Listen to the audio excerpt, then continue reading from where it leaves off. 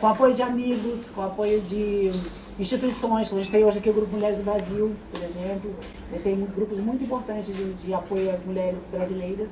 E a gente tem que usar isso, porque sozinho a gente não consegue. Vocês sabem disso, né? Mas é muito bom ver homens ouvindo as mulheres falando, porque a violência diz respeito muito à sociedade brasileira como um todo, né? Não só as mulheres, mas aos homens também. Então a gente tem que trazer os homens para essa conversa, para entender o que está acontecendo na sociedade, que faz com que a gente, no meio de uma relação, exista violência que impacta muito, muito fortemente na vida dos nossos filhos, das crianças que assistem e nos vizinhos também, ou seja, na sociedade. É uma coisa que é uma onda que impacta todo mundo. E eu estou muito feliz de estar aqui de novo. Muito obrigada pela presença de vocês. A gente vai falar É uma honra imensa receber você aqui, Vanessa Lupoli. Muito obrigado.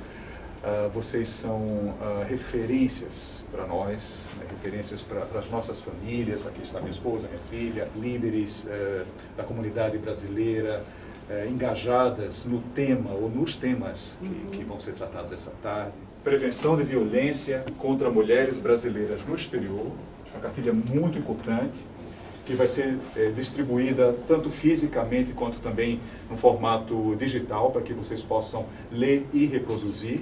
Essa é uma iniciativa do nosso consulado, que reúne uma série de conteúdos do Ministério da Mulher, do CNJ, Conselho Nacional de Justiça, a agência, a Associação de Magistrados Brasileiros, sobretudo, a Sinal Vermelho, que é representado na Europa pela Vanessa, o lançamento do violentômetro, tá, ali atrás, enfim, em vários lugares aqui do consulado e também divulgado nas mídias sociais, na imprensa.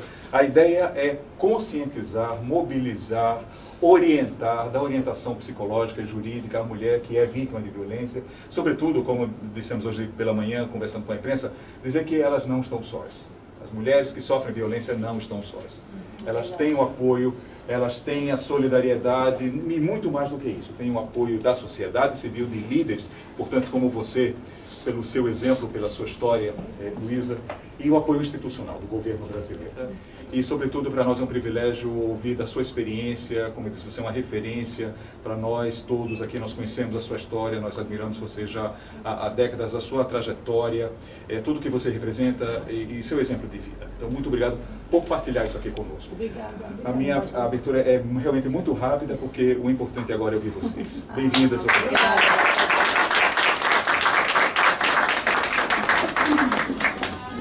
Bom, gente, a gente está aqui agora com a Catarina, acho que você já conhece, né? Ela é uma advogada, ela vai falar um pouco também da experiência dela com a questão da violência doméstica, que ela cuida desse assunto também. Mas por que eu trouxe a Catarina? Porque eu acho que é muito importante. Eu lembro quando eu sofri violência doméstica em 2016, fiquei muito perdida. Eu não sabia como é que era o procedimento normal, nunca tinha ido a um tribunal, ou feito um boletim de ocorrência, fazer quando você é vasculhado, como é que chama? O corpo de delito. O corpo de delito, o exame corpo de delito. Ou mesmo reconhecer as violências que eu havia sofrido nesse último relacionamento que eu tive, em 2016. Mas eu posso anteceder a minha história como uma menina que morou no interior do Mato Grosso. Acho que eu vou falar em pé, que vocês não estão me vendo. Eu estou vendo que ela está com a cabeça esticando assim. O meu pai é nordestino, ele é de Fortaleza, de Crato, um lugar muito pequenininho lá. E casou com a minha mãe, que é do Rio de Janeiro, e ele foi morar com a minha mãe, muito jovem, no interior do Mato Grosso, na roça. Meu pai era lavrador e minha mãe é costureira. Minha mãe foi assim, uma empreendedora que ela nunca reconheceu que ela era empreendedora. Mas o meu pai, como era um homem que trabalhava na roça e a gente nasceu ali na roça, de parto normal, somos 5 mulheres e 3 homens, ela perdeu 2 meninos logo depois do parto, porque teve um problema e meu pai não conseguiu colocar o cavalo na carroça para poder levar para o município mais próximo, ele acabou perdendo os 2 filhos. Bom, quando chegou na época do ano letivo, a gente foi para um município muito pequenininho chamado Itaporã, que é o nome em Tupi-Guarani, é uma moça bonita, e a gente foi morar ali na época da escola. E essa transição do meu pai de lavrador para ir para o município pequeno, ele não conseguiu arranjar emprego, ele não se adequava a nenhum tipo de emprego, porque também não tinha muita coisa. Ele gostava de fazer, de lavrar a terra, ou seja, de plantar, de colher. E ele começou a fazer abuso de álcool, e junto com o álcool veio a violência doméstica. Então foi uma criança que eu assisti violência doméstica dentro de casa, de 5 aos 12 anos de idade, de 5 aos 11 anos de idade regularmente. E o meu pai usava arma, que era permitido naquela época, e as brigas eram brigas bem agressivas, era tiro por todo lado, ele matava os animais de estimação, Então, assim, é uma forma de punir as crianças e a minha própria mãe. Então, era um ambiente muito inóspito, assim, de se viver, mas a gente não sabia que isso era violência, porque eu estou falando, eu nasci em 62, então, assim, 75, por aí, assim, eu já estava assistindo violência doméstica. A gente não ouvia falar disso. Só que ele desenvolveu também junto problemas mentais, então ele tinha várias crises muito pesadas, tinha que ser internado para poder apaziguar esse momento de crise. Então era assim, um combo de coisas muito complicadas da gente gerir.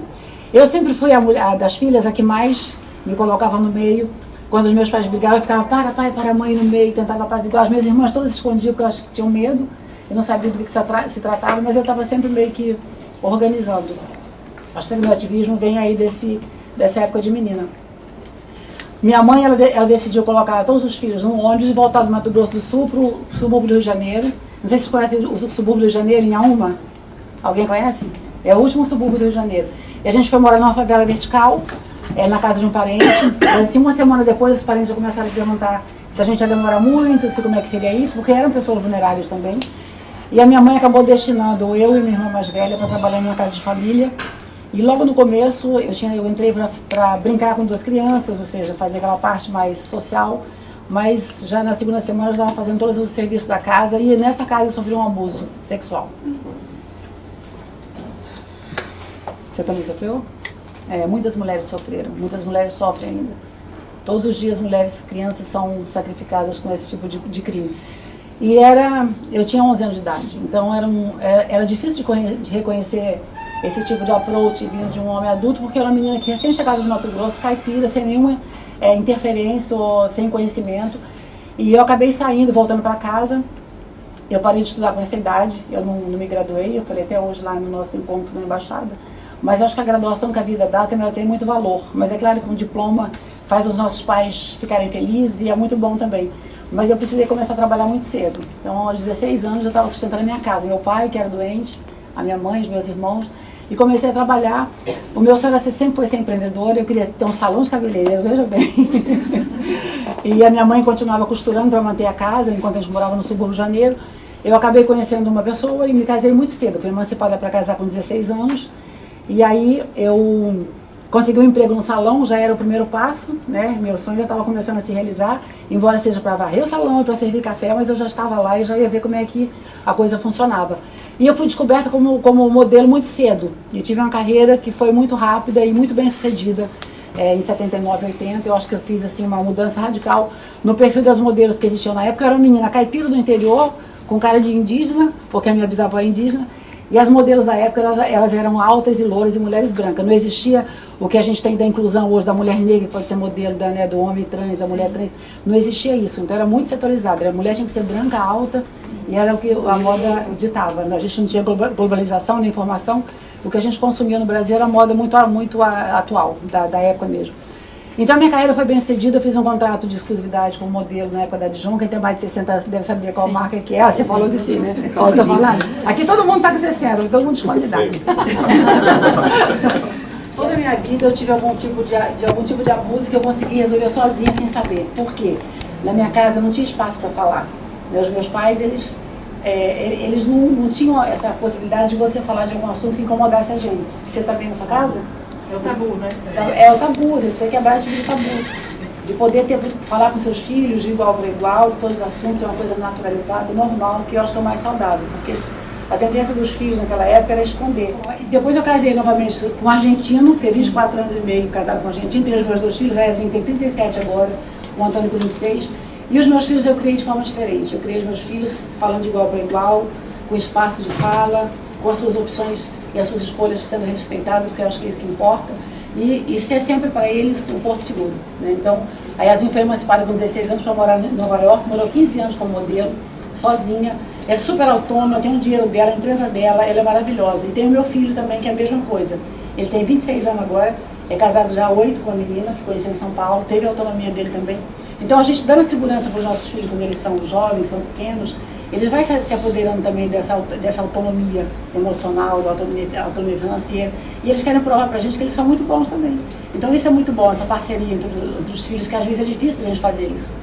Mas eu fiz isso por quê? Porque eu não tive. E eu senti essa necessidade, então eu resolvi criar os meus filhos diferentes. Eu me separei no meu 3º relacionamento, eu sofri uma violência doméstica aguda, num relacionamento de 5 anos, mas eu só percebi nos 2 últimos anos que eu estava sendo violada nesse relacionamento. Não era fácil sair, porque sair de um relacionamento abusivo não é fácil.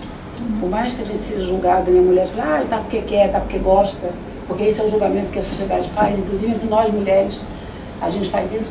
Você não entra no relacionamento para você se machucar, para você ser agredida, para você se separar. Você quer ter um relacionamento que tenha uma continuidade, né? Você quer construir uma história com alguém, você quer ter seus filhos, seus netos, é isso que a gente sonha, mas nem sempre é assim. E eu fui obrigada então a fazer, infelizmente, uma denúncia de um homem que eu conheci, que eu admirei, que eu me apaixonei, que eu vivi um romance, que eu vivi uma história com ele. Mas infelizmente, por conta das violências que eu sofri, eu precisei fazer uma denúncia. E é muito importante que a gente faça uma denúncia quando a gente se sente violada. Por isso que tem ali, ó, violou, não sei falar o nome. É difícil. É difícil, né? Esse aqui, ó, tá ali até bem grande. É pra gente perceber até que ponto a gente pode inventar uma situação que deixa a gente desconfortável. Mas, como tem homens aqui também, os homens infelizmente também sofrem violência. Uma série das violências, seja violência sexual quando é pequeno, seja violência moral quando é grande, falta de oportunidade. O homem também tem que estar sempre com uma carga maior de educar os seus filhos, de promover, de ser o melhor pai, de ser isso. Enfim, não é fácil, mas a gente sabe que a violência contra a mulher, ela dispara de uma forma absurda. A cada 4 minutos morre uma mulher hoje em dia. Tem alguém, a gente está falando aqui agora, e alguma mulher está sendo violentada por um homem. E o feminicídio cresceu demais também, infelizmente o feminicídio cresceu muito, né? Não só no Brasil, mas no mundo inteiro. E a gente se pergunta por quê esse tipo de crime, né? Por que não pode ser uma conversa mais amena, mais tranquila, e resolver isso de uma forma mais adequada, com a presença de uma advogada, se for por partilha de bem, num processo legal. Mas não é isso que acontece. Os homens infelizmente, estão assim, exterminando as mulheres. E eu fico preocupada porque eu tenho uma filha que já teve 2 casamentos que não foram bem-sucedidos e que ela está tentando um terceiro, mas ela está muito receosa em encontrar um parceiro para começar um novo relacionamento, porque a gente fica assustada. Tem 65% de mulheres que são mães solos. Depois que eu fiz a denúncia, eu resolvi olhar mais para a causa da mulher e eu falo que fiz uma transição de carreira. Né? E comecei a aprender mais sobre essa questão da violência de gênero, comecei a estudar mais, eu comecei a participar de muitos eventos. Eu lembro que o primeiro evento que eu estive foi na Índia, tinha acabado em 2017, tinha acabado de acontecer um estupro de uma menina de uniforme dentro de um ônibus, você lembra disso, né? Com 5 rapazes, ela não foi estuprada ela foi estuprada com um cabo de aço, uma coisa assim, foi uma coisa absurda, e a ONU resolveu fazer um evento grande, e eu fui convidada para participar. E eu fiquei muito impressionada com a quantidade de mulheres de etnias diferentes falando, e eu achei que ali era um momento assim, que era, para mim foi crucial para escolher o que eu ia fazer no futuro. Fiquei emocionada. Amor. Sempre fico. Porque você escolher fazer algo no futuro que possa impactar a sociedade não é tão fácil assim, porque é muita responsabilidade quando você entra numa escolha dessa. Você tem que entender de vários assuntos, você tem que fazer reuniões, você tem que estar presente nos consulados, onde essa abertura maravilhosa que eu tenho tido em vários consulados e embaixadas do Brasil, fora do Brasil. Eu acho que eu já fiz mais de 80 palestras em consulados diferentes, em embaixadas diferentes, em outros organismos. Participo de vários eventos muito importantes, seja no STF, no STJ, no CNJ, Conselho Nacional do Ministério Público. Vou participar agora lá em Recife, da Jornada Maria da Penha. Eu vou passar 4 dias visitando as meninas vulneráveis no sertão de Pernambuco primeiro, depois vai ter a jornada lá com seus eventos mais importantes.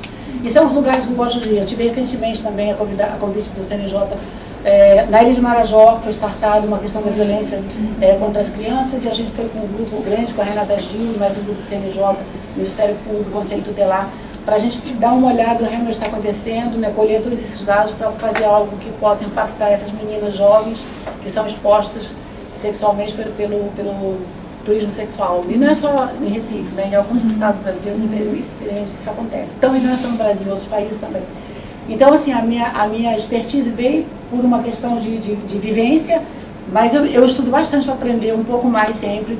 E o que eu mais gosto de ouvir são histórias de mulheres, que eu tenho certeza que muitas de vocês vão poder compartilhar um pouquinho da história de vocês, porque isso faz com que a gente entenda o quanto é importante a gente se fortalecer e a gente fazer parcerias para políticas públicas importantes. A gente tem uma lei Maria da Penha, que é uma lei extremamente importante, é considerada a melhor lei do mundo para a mulher.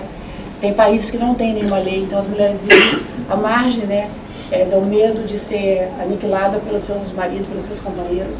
Então a gente sabe que no Brasil tem uma lei de proteção e outras leis foram comparadas com uma lei de quando a parte emocional e psicológica, né, já é considerado também quando o homem deixa a sua mulher nesse estado, né, vulnerável, quando ele, essa violência psicológica, que é uma coisa que não aparece muito, mas que é muito danosa, porque todo dia um pouquinho, aquele mesmo, como diz outro, lenga-lenga, né? Então a mulher ela vai adoecendo por dentro, e muitas mulheres tiram a própria vida, se automutilam, se anulam, deixam de viver, porque elas não são desmerecidas pelos seus parceiros, e elas não têm coragem, porque tem outro fator que eu acredito que impede muito que a mulher tome atitude, que é a dependência emocional e a patrimonial, que ela não trabalha. Porque se a mulher está doente emocionalmente, ela não consegue produzir. Então ela se sente incapaz de ser inserida no mercado de trabalho, porque ela não tem condições psicológicas para ir. Imagino que vocês que trabalham com o Grupo Mulheres do Brasil, quantas mulheres a Luísa Trajano conseguiu reunir, né, no Grupo Mulheres do Brasil, mais de 50, você falou 150 mil mulheres já, né? Sim, 150 mil voluntários. E nos países também. Então esses grupos, né, isolados desses coletivos de mulheres, elas são muito importantes. Eu faço muita palestra em escola pública, cadeia feminina e periferia. E essas construções de políticas públicas, essas meninas desses setores, assim, as meninas pretas de periferia, elas sabem o que elas precisam, elas têm uma política pública perfeita para ser encaixada e ser desmistificada. Mas muitas vezes uma pessoa, ela constrói sem estar lá, então ela quer construir uma política pública que se encaixa nesse lugar que não cabe. Eu acho que tem que ser feito ao contrário, a gente tem que buscar essas políticas públicas nesses lugares vulneráveis, porque elas sabem que elas precisam, para um especialista traduzir isso numa política pública. Mas tem muita coisa boa sendo feita no Brasil, e a gente espera cada vez mais a proteção das mulheres, com esses encontros, né, para a gente falar sobre isso, com esses encontros que a gente pode levar informação, com essas novas formas também da gente entender, né, até que ponto a gente pode suportar a violência. Então, vocês mulheres que são brasileiras, que saem do Brasil para empreender em outro país, vocês fazem parte da economia do país, o país tem que aceitar vocês e dar todo o suporte para vocês. O consulado, eu imagino que dê suporte para vocês também na questão de documento, como você falou, né, de crianças quando nascem, os seus certidões de nascimento e qualquer problema que tem. Porque eu já faço isso há algum tempo, mas eu vi várias mulheres dizendo assim: eu não vou no consulado porque eu não tenho roupa para ir, eu não vou lá porque eu não vou ser bem atendida. Então existe um equívoco, né, em relação a isso, mas eu tenho certeza que nos países que eu tenho andado, as mulheres são bem tratadas, né? Tem que tirar esse estigma de que não tem roupa e tem que estar arrumada. Você tem que ir lá porque você precisa de uma ajuda, de um suporte. Então você tem que saber que vocês podem realmente contar com o consulado, principalmente depois que você vê um consulado como esse, que se preocupa com a mulher como um todo. Não é só a mulher, porque a mulher é a família, são os filhos, é um combo, né? Quando você ajuda uma mulher, você está ajudando o entorno dela, você está ajudando a vizinhança, você está expandindo isso para a sociedade civil, que é o que a gente busca. Sendo brasileira, eu estou há 25 anos aqui, 25 anos no Brasil, 25 anos de Portugal. Falando aqui de Portugal, a nossa legislação aqui não chega aos pés da Lei Maria da Penha, que é uma das melhores, sim, mas nós sabemos que, apesar de ser uma das melhores, o Brasil ainda é o país que mais mata mulheres, onde o número de feminicídio é absurdo e incomportável. Aqui não é muito diferente. A grande desvantagem é que em Portugal nós não temos legislação voltada para isso, nem de longe nem de perto, e não temos equipas preparadas para receberem essas mulheres nas esquadras, no próprio Ministério Público. Não encontramos ainda um apoio a uma delegacia da mulher como encontramos no Brasil. Esse paralelo tem que ser feito, e grupos como Mulheres do Brasil, nós temos aqui a doutora Luana, que é a presidente da comissão. Por que é importante? Porque nós estamos aqui, precisamos fazer essas alterações, precisamos reivindicar essas alterações. E quando eu cheguei, eu vi o violentômetro colado aqui, isso é uma maravilha, porque as pessoas às vezes estão sentadas aqui aguardando atendimento e vão interiorizando: olha, eu passo isso. Como advogada brasileira e portuguesa trabalhando aqui, o que nós temos que fazer? Tentar alterar aqui a nossa legislação para que ela não seja tão cruel com a mulher como ela é. Quando vi o espaço da mulher brasileira, quando li, mandei logo um e-mail para aqui, fui prontamente respondida. Eu fiquei emocionadíssima porque já tinha visto no Brasil, e estando aqui há 25 anos, quando vi isso, porque precisamos saber que aqui é um local seguro. Muitas das mulheres não chegam até aqui porque assim: eu estou ilegal, eu ainda não tenho documento, eu não vou lá. Aqui é um lugar seguro.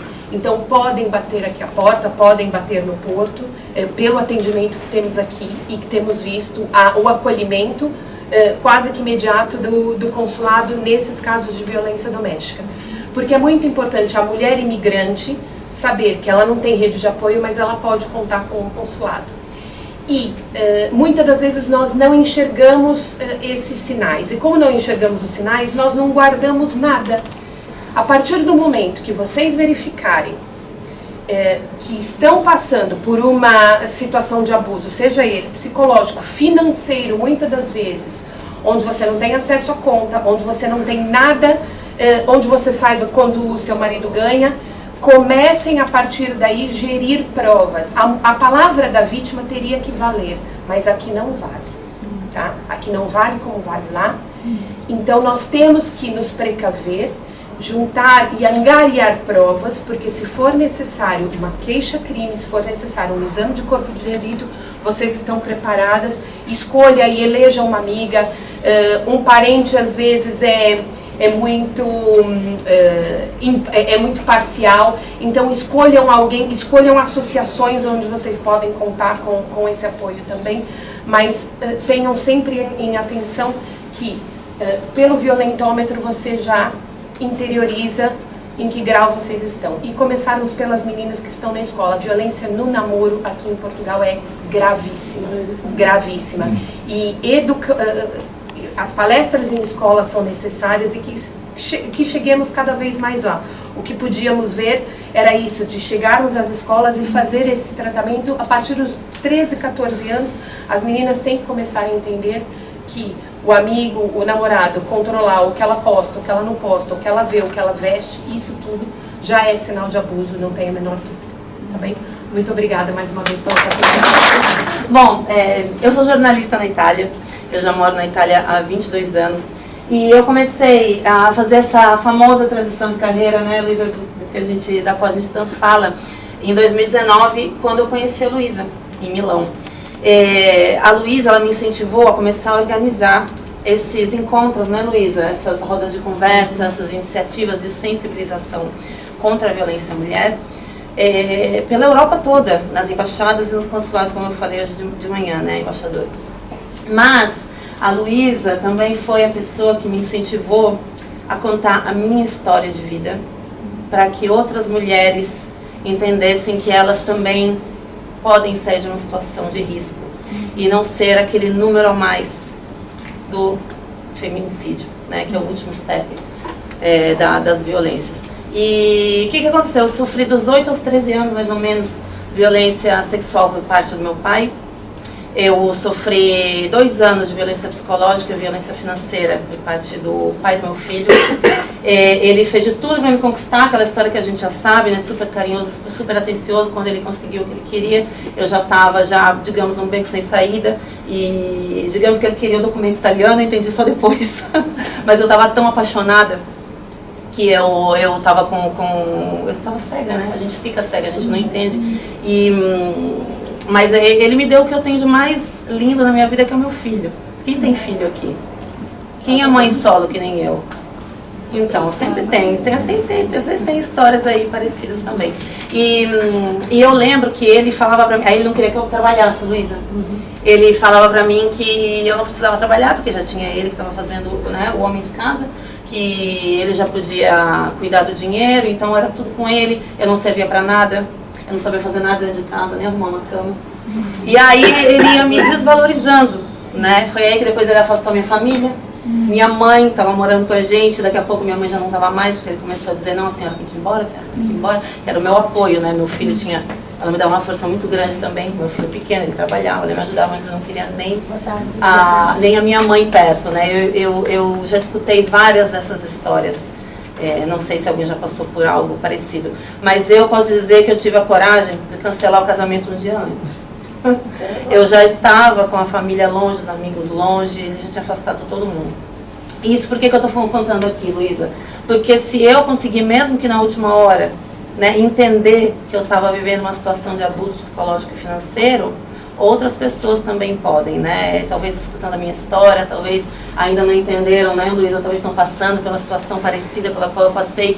E eu já estava o quê? Depois de 2022, a última situação de violência que eu vivi, que eu nunca imaginava, eu já estava, né, Luísa? A gente já tinha ido em várias embaixadas, vários consulados por aí afora.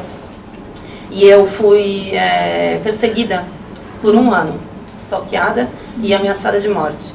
E eu, quando falava para as pessoas, né, Luísa, era muito forte isso para mim, porque enquanto eu dizia para as mulheres não terem medo naquela época, eu estava com medo de denunciar. E a Luísa foi a pessoa que pegou na minha mão e falou, não, você vai sair dessa junto comigo, eu vou te ajudar. A Luísa nunca largou da minha mão. Nunca, nunca, nunca, nunca. Ela foi essencial, assim, na minha, no meu poder renascer, né? E depois eu criei coragem também, né, para ir, para lutar. Eu comecei a me esconder, eu comecei a ter ataques de pânico, eu comecei a não ir mais nos meus eventos contra a violência, que era assim uma coisa absurda. Eu organizava em Milão, mas eu não ia porque eu sabia que ele ia estar lá. E eu passava mal, eu ia parar no hospital, eu tinha ataque de pânico. Então, eu não estou aqui para ser vítima, para contar a história de uma vítima de jeito nenhum. Eu estou falando isso para vocês porque eu consegui me levantar, eu consegui me reerguer, teve um final feliz. Eu tenho a responsabilidade como mãe de um menino de 14 anos de ensinar para ele que ele tem que sim que respeitar as mulheres. Eu ensino isso desde pequeno para ele. Eu explico para ele que ele tem que ter a consciência de olhar para o lado, para os amiguinhos dele, para ver ele tem uma amiguinha autista. E eu falo para ele, tem a sensibilidade de ver. Uma vez ela estava sendo maltratada, ele foi lá, contou para a professora. Eu falei, a gente tem que ter a responsabilidade, filho, porque se a gente fecha um olho para o que está acontecendo com as pessoas ao nosso redor, a gente também é cúmplice de violência. Sim. Então, ensinar o respeito para os nossos filhos é uma coisa que né, o respeito ele só pode ser ensinado, né? E a violência ela acaba sendo herdada. Então são duas coisas totalmente diferentes, né? Então, o que eu gostaria de ouvir é se alguém de vocês aqui tem uma história parecida, se alguém já viveu alguma coisa parecida, se alguém está vivendo nesse momento uma situação de violência. A gente está aqui para escutá-los, né, Luísa? A gente está aqui para escutar também histórias de vocês, como a minha, como a da Luísa. Nós somos sobreviventes. Hoje a gente está aqui para contar as nossas histórias para vocês, para contar que tem uma estrada, que tem muitas mulheres que falam, eu não sei como é que eu vou sair dessa situação, eu não vou encontrar outra pessoa, eu não vou encontrar um trabalho, e não consegue ver uma luz no fim do túnel. Mas o que a gente quer dizer hoje aqui, né, Luísa, que tem sim, né, uma pessoa sempre para estender a mão para a gente, se a gente, né, tirar um pouco o medo, porque o medo acaba sendo um bloqueio, né, para a nossa liberdade, para a gente denunciar, e não é fácil. Eu vivi isso na minha pele, a Luísa viveu na pele dela também. Com certeza você não contou logo, né, Luísa, o que estava acontecendo com você, né? Porque a gente tem vergonha de falar sobre isso, né? Acho que toda mulher tem vergonha de contar as suas dores, de compartilhar, porque a família muitas vezes fala, marido, tem que, né, você tem que ter paciência, é um mau momento. Mas acho que, e pode ser mesmo que eventualmente num relacionamento super saudável tem uma desavença qualquer, que você dá um grito, que você briga, dá uma porrada, mas é uma coisa passageira. Mas quando vira uma coisa crônica, aí tem que começar a prestar atenção. Porque é ruim para os dois. Eu acho que é muito difícil também quando um homem tem, né, que ele é agressivo, para ele é ruim também, porque é um descontrole emocional grande por algum problema que ele está passando. Eu não estou minimizando a questão da violência, mas isso quando vira, né, uma coisa naturalizada no relacionamento, os dois ficam doentes, a família inteira fica doente. Então é muito importante que a gente perceba para poder conversar, talvez uma terapia em grupo, uma terapia separada de casal, pode também ser que encontre ali uma forma de uma convivência mais saudável, e às vezes realmente a separação é sempre a melhor opção, porque senão isso vai num crescente que acaba no feminicídio, né? Acaba numa morte, acaba a mulher sendo ferida, e aí o homem é exposto na sociedade, entre os amigos. Ou seja, eu acho que a violência mesmo, em si, o ato da violência, ela faz um estrago muito grande, né? Eu sei que no meu último relacionamento, de ter feito denúncia contra o meu ex, é um cara que tinha um poder econômico, um cara que tem um poder também político, isso impactou também na vida dele, mas na minha também impactou muito, claro, eu perdi muito também com isso. Mas eu acho que a gente precisa lutar pelos nossos direitos, principalmente as mulheres. As mulheres têm muito pouca oportunidade de trabalho, as mulheres, né, as mulheres em cargos de poder são poucas. As mulheres na política, elas não têm esse espaço que elas mereciam, porque elas estão sendo julgadas, desrespeitadas. Então a gente precisa que essas conquistas que a gente está tendo sejam de fato respeitadas. E é muito importante que a gente tenha esse diálogo com os homens, não é competição, e nem é uma questão de paridade salarial, porque não existe isso. Enquanto o homem ganha 100, a mulher está ganhando 20. E são as mulheres mais solas, que hoje em dia que são a maioria das mulheres que sobrevivem e cuidam dos seus filhos. Porque normalmente o homem se apaixona por uma mulher nova e faz uma família nova. Então é normal que isso aconteça, mas a gente precisa ter a nossa liberdade para poder ter as nossas conquistas, né? Eu tenho feito muito trabalho também com o Sebrae. O Sebrae faz uma qualificação de muitas mulheres brasileiras ou não brasileiras, porque você pode fazer online para ela, porque ela saindo do ciclo da violência, a única forma dela também ter um passaporte é o passaporte autônomo, né? Ela poder se manter. E aí ela não sabe fazer nada, ela faz um curso online, ela pode ter um aporte inclusive financeiro da própria plataforma, ela recebe, depois que a certificação dela, para começar a empreender sozinha com um aporte financeiro que o próprio Sebrae dá. Então isso não é muito divulgado, mas essa possibilidade existe. A Caixa Econômica faz muito trabalho para as mulheres, tem muitas políticas públicas de linha de crédito para as mulheres que querem empreender, mesmo fora do Brasil. Eu estou fazendo uma parceria com eles agora, que são as mulheres brasileiras que estão voltando para o Brasil, as imigrantes estão voltando para o Brasil.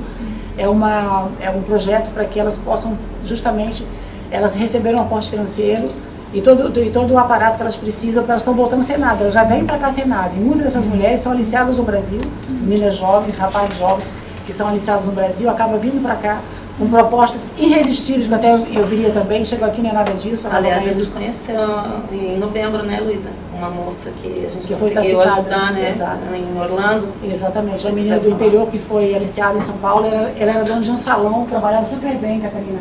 No salão dela conheceu um rapaz muito bonito. Pela internet. Pela internet, estabeleceu um relacionamento, ele veio para o Brasil, ele trouxe ela para cá e colocou ela em plataforma sexual.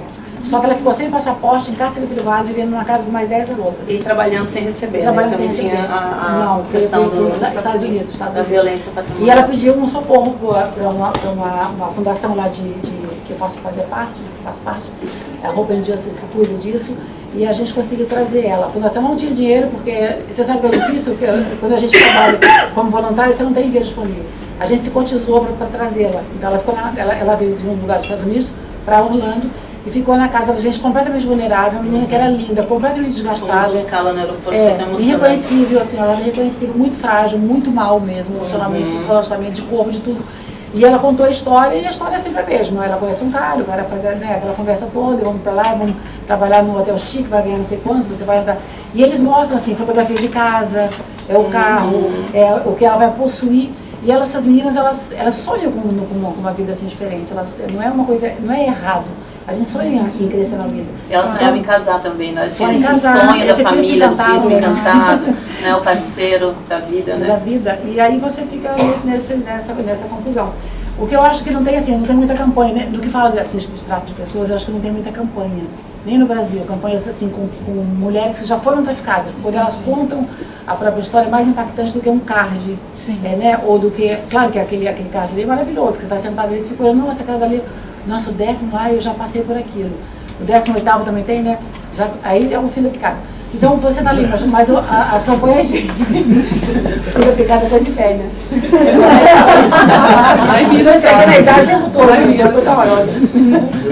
Mas eu acho assim, a gente poderia falar de muitas coisas, eu gostaria que vocês também ajudassem a gente, né? Se vocês quiserem compartilhar alguma história, eu sei que você tem alguma coisa para compartilhar, você mesmo pega a mão assim, ó, tu mesmo, o que você quer falar, o que você quer contar? Aí, vem aqui na frente contar pra gente. É muito bom, para mim é muito importante. Isso você sentir à vontade. Ficar aqui também. Sim. De verdade. De verdade.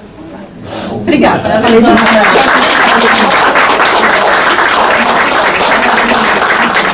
Eu acho que eu consigo quando eu chegar lá.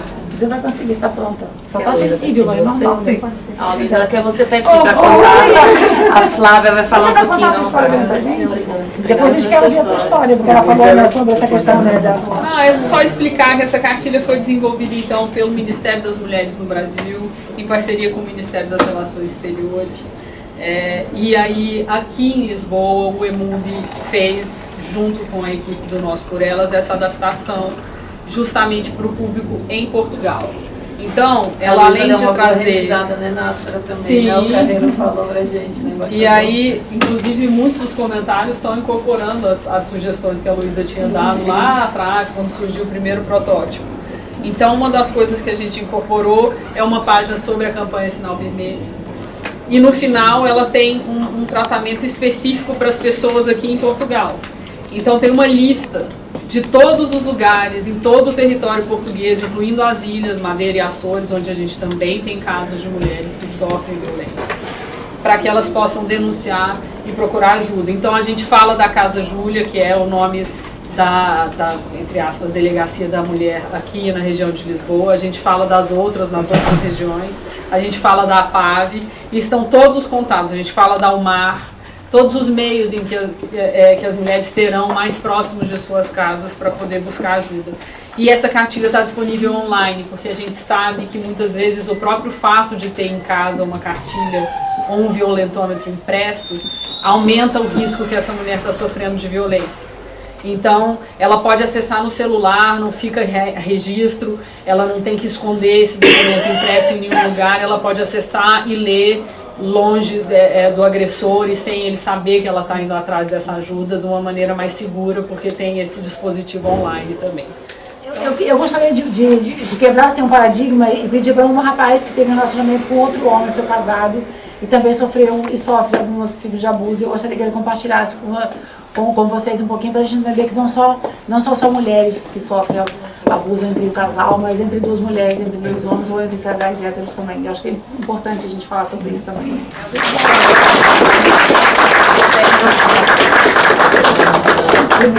Obrigada por ter contado. Você vê que vai fazer junto, quer fazer uma foto igual. Vem para uma cultura diferente, uma economia diferente e muitos deixam a vida que tem lá para vir para cá e começar muitas vezes do zero. E o principal de tudo é, ninguém tem rede de apoio. Se você briga com seu marido, você tem que dormir com ele na mesa, não dá para você correr para casa da sua mãe. Então aqui as coisas ou elas são resolvidas de uma forma saudável, ou realmente fica difícil porque como é um núcleo muito pequeno, essas crises afloram muito mais sem aquela oportunidade de você poder sair um pouco, ir para casa da sua mãe, ter uma amiga para conversar, de espairecer. Nós brincamos, mas é verdade, muitos dos casais que migram juntos, muitos não continuam assim. Porque a gente tem a Luísa Trajano, que é esse grande poderio de mulher, né? essa mulher empreendedora. Ela começou a trabalhar na pauta feminina porque teve um feminicídio dentro da empresa dela. E por conta desse feminicídio, ela startou esse grupo gigantesco do Brasil. E essas mulheres são todas voluntárias, que trabalham incansavelmente. São mais de 50 mil mulheres, é impressionante. Hoje nós estamos com mais de 56 mil espalhados pelo mundo. Temos também aqui a Rives, também, que é líder junto comigo do Comitê de Direitos das Mulheres. É um trabalho muito voluntário, é muito árduo, porque como já tivemos uma abertura maravilhosa pela Embaixada, que eu sempre agradeço, um embaixador maravilhoso, um trabalho incrível que ele está fazendo. Então, toda vez que tiver a oportunidade de agradecer, porque realmente está sendo um divisor de águas, né, para nós aqui brasileiros, advogadas, sabemos exatamente que temos ali muito trabalho, mas estamos ali muito aguerridas e aguerridos também para a gente poder batalhar nessa parte. O Grupo Mulheres do Brasil hoje, nós temos várias frontes, que um dos é o violentômetro, que é muito importante porque, como vocês bem reforçaram, é muito importante a gente reconhecer, porque a maioria das situações que acontecem não são combatidas como uma doença. Se a gente não tem noção que a gente está naquela situação, a gente não combate. Exato. Então, o que acontece? A importância da gente entender aonde nós estamos, em que situação. Às vezes, eu estava até conversando com a mulher do embaixador nesse momento, que o meu sonho, e até mesmo da Luísa Helena Trajano, é não ter vítima, porque a gente não quer atender a vitimada, porque pra gente é muito complicado, é penoso e os números são assustadores. Então nós queremos que não chegue a ter vítimas, e para que isso não aconteça, vai ser o letramento e a educação, porque nós temos que entender que quando se inicia um relacionamento referente, principalmente no namoro, que hoje em dia cada vez mais, nós estávamos falando, né, Catarina, até você falou referente sobre a importância de nós fazermos palestras. Eu tive em Cascais no mês passado fazendo uma palestra sobre violência do namoro, porque assim, a gente tem que começar na base. E é claro, a escola é importante, mas em casa é realmente a base. Porque como adolescente eles já têm uma estrutura, um entendimento, às vezes um achismo, que muitas das vezes é proveniente da internet, de amigos, enfim. Então assim, em casa a gente tem que ter não só a menina, mas o menino também. Nós temos que educar nossas crianças para ser respeitosas, serem empáticas, e somente com essa educação que nós realmente teremos um mundo que nós idealizamos. Muitos falam que é utópico, só que não é. Pode ser uma realidade, mas desde que nós entendemos que o mundo só vai mudar se a gente mudar. Se a gente mudar, e se a gente consegue ajudar. Às vezes a gente está, principalmente nós imigrantes, e quando nós falamos assim, somos advogados, temos estabelecido, mas também somos imigrantes, também temos dores, sofremos. Então não precisa estar muito à frente para você dar um passo para ajudar alguém. A gente tem que entender que a gente dá um passo para auxiliar em qualquer momento da nossa vida. E, então é muito importante nós, como imigrantes, se unirmos, e nós, ainda bem que tem pessoas maravilhosas que a gente se encontra e cada vez mais esse ciclo só vai aumentando. E nós temos que entender essa parte, a importância que as pequenas ações, que as microações têm. Não adianta querer fazer só algo grande, mas eu não faço. Não, gente. Em casa, com uma amiga, enfim, vai num restaurante, vai numa situação, vê uma situação, um violentômetro às vezes na bolsa, eu sempre ando com vários, porque às vezes está numa situação, igual ela fez, sempre maravilhosa, que atitude sensacional. Eu fui no evento, a Luísa estava, e saí recolhendo os bancos. Sim, E sim. o pessoal deixou, né? Sim, eu lembro que eu te dei alguns também naquele dia. Lembra? Então, Eu fiquei na bolsa. E quando você falou que maravilha, é sobre essas atitudes, que são atitudes assim, pequenas. Provavelmente ela não vai saber, mas ela pode ter mudado a vida de uma pessoa naquele momento, de uma mulher. Então, assim, é muito importante. E respondendo a sua pergunta referente ao grupo, nós, para além das palestras que nós fazemos também o auxílio, e também junto com o consulado, que nós temos o apoio, contato com o apoio, a parceria com o consulado, com a PAV, com as outras associações também aqui de Portugal, e a Casa Júlia também, que nós passamos, porque é muito importante que nós passamos isso, porque sozinhos nós não conseguimos. Nós precisamos realmente do apoio de todos e todos juntos, porque somente assim nós iremos conseguir, porque é uma epidemia, mulheres estão morrendo cada vez mais, e nós só iremos realmente conseguir falar e ter um mundo sem violência doméstica. Sim, infelizmente, provavelmente nós não iremos ver, mas quem sabe os nossos filhos, nossos netos possam ter. É uma sementinha. Semente está pacientando. Então acho que foi. Olha, eu espero que vocês tenham gostado desse formato de poder.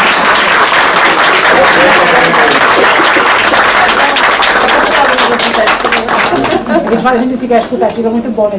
A gente escutar a história de pessoas, a gente só escuta a história ruim, mas a história ruim tem final feliz também. Pelo menos aqui, né? Sim. Mesmo você, né, contou desde pequenininha, do seu envolvimento com o tráfico, você se graduou, você fez faculdade, é uma história de vitória, Então, assim, é muito possível que a gente tenha impactos que a primeira hora você percebe, você acha que não vai ter solução, mas com força e coragem a gente consegue se reconectar. Então, acho que tem muitas pessoas aqui que já tiveram algum tipo de impacto, uma perda, né, emocional, física, uma perda de um filho, de um pai, de uma mãe, ou de uma empresa, e a gente consegue com o tempo se reconectar. E esse é o ser humano, é o poder do ser humano de poder ter essa força de sobreviver e querer lutar até o final. E para vocês, mulheres, não suportem muito violência, aprendam a valorizar a vida de vocês, saber que vocês são mulheres extremamente importantes.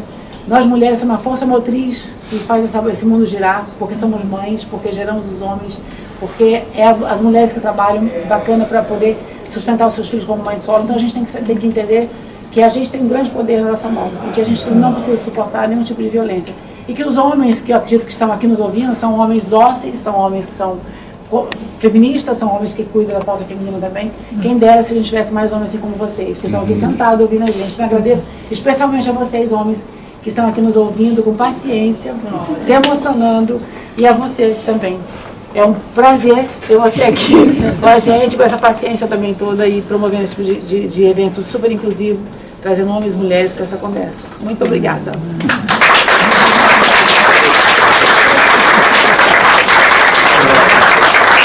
Para terminar, queria só dar uma última palavra, na verdade duas. A primeira, evidentemente, de agradecimento, que privilégio imenso. A gente que agradece. Nós agradecemos de coração. E a segunda palavra, isso aqui é tão importante que não pode parar aqui. Por isso, amanhã tem outro. Amanhã tem outro, muito obrigado, mas eu quero multiplicar isso aqui. É isso que eu queria dizer. Ou seja, de novo, a gente teve o privilégio, não sei, talvez com 50, 60 pessoas aqui, mas muito mais precisavam ouvir essas histórias, como precisaram ouvir as que vão ser apresentadas amanhã. O que é que eu queria sugerir, então, dentro do espaço da mulher brasileira aqui em Lisboa, que desde o começo, né, com a Nasser, a gente resolveu criar esse espaço como um espaço de encontros presenciais e virtuais também. Então, estou falando da palavra multiplicar. Como multiplicar isso? Então, a sugestão é que, como eu disse hoje pela manhã, essa cartilha, o violentômetro e os testemunhos que a gente ouviu aqui, que a gente possa fazer uma série, por exemplo, de vídeos, Seria pequenos maravilhoso. vídeos. Seria Conte a maravilhoso. sua história. Conte a sua história, quem quiser. É maravilhoso. É educacional. Sensacional. Impacta a gente, Porque emociona. uma coisa é você ter no celular, aquela do metrô, do trem que não quis receber o violentômetro, pode receber no celular dela a história, isso aqui. Então, fazer dentro do marco, do espaço da mulher brasileira, enfim, quem quiser participar, a gente fazer uma programação de vídeos curtos, traduzir esta cartilha, traduzir as histórias e os testemunhos e, enfim, tudo o que vocês contaram em linguagem simples, acessível, entendeu?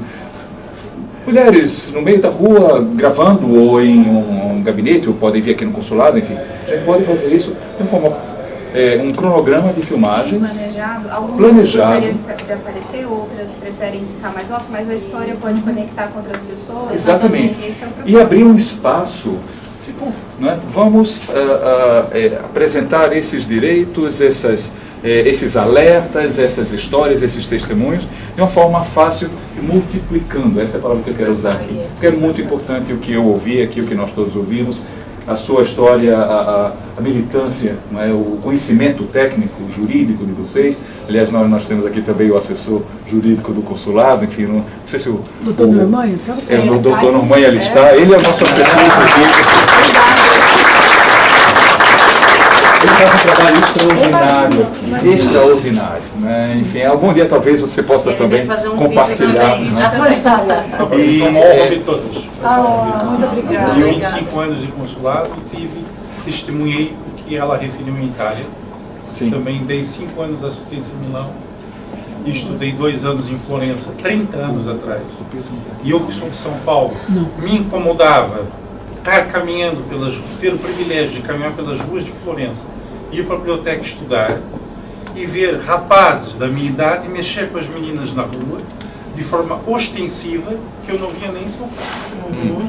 Estou falando do ano de 1996. Enraizado. E a Itália culturalmente hoje na está Itália. com um problema gravíssimo de feminicídio, Exato. violência no namoro, Agressão física. agressão física Frequentemente. e o último escândalo lá, que eu acompanho, né, porque eu claro. sou advogado escrito em Itália, a última imagem, que é aquela que para mim representa independentemente de todos os cultos e toda a religião, foi um vídeo que circulou poucos dias atrás ali, nas redes sociais italianas, de um noivo que aparece com uma noiva no dia do casamento, ela toda de branco, véu e grinalda, perto de uma piscina, e ele displicente atira a noiva para a piscina. Eu vi isso.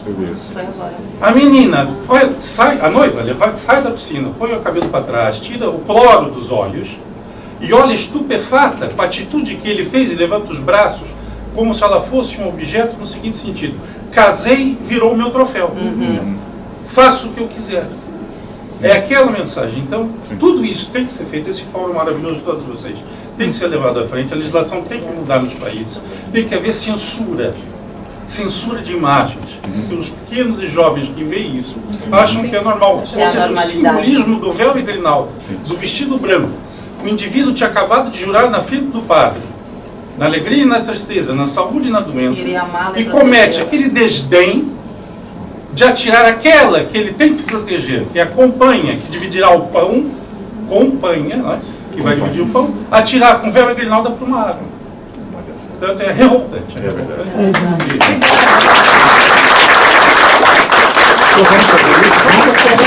A gente precisa abrir também esse espaço para falar sobre racismo, sobre questões LGBTQIA+, sobre as mulheres trans. O Brasil é o país que mais mata mulheres trans do mundo. É o primeiro país. Então as mulheres realmente são mulheres que precisam ter o respeito que elas precisam, e a gente precisa falar com elas, para elas, com elas, nos próximos eventos.